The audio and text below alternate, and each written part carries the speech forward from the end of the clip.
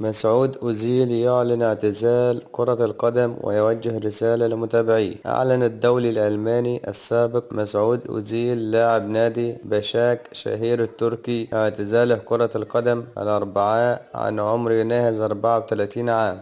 وأكد لاعب الوسط الذي انتقد بعد مونديال 2018 عملية اختيار تشكيلة المنتخب الألماني على خلفية اتهامات بالعنصرية الاعتزال الفوري من كرة القدم الاحترافية في رسالة نشرها عبر حسابه على تويتر وإنستغرام. ماذا جاء في رسالة أوزيل؟ بعد الكثير من التفكير أعلن اعتزالي كرة القدم الاحترافية. لقد عشت 17 عاما من الحياة الاحترافية في كرة القدم، وأنا محظوظ جدا لأنني أتيحت لي هذه الفرصة. في الأشهر والأسابيع الأخيرة بعد المعاناة من إصابات عدة أصبح واضحا بشكل متزايد أن وقتي قد حان لمغادرة عالم كرة القدم الرائع. كانت رحلة مليئة بالذكريات والمشاعر التي لا تنسى. أود أن أشكر شالكة وفيردر بريمن وريال مدريد وأرسنال وبشاك الشهير وزملائي في الفريق لدعمهم لي. شكر خاص لأفراد عائلتي وأصدقائي المقربين، لقد أصبحوا جزء من حياتي في هذه المرحلة.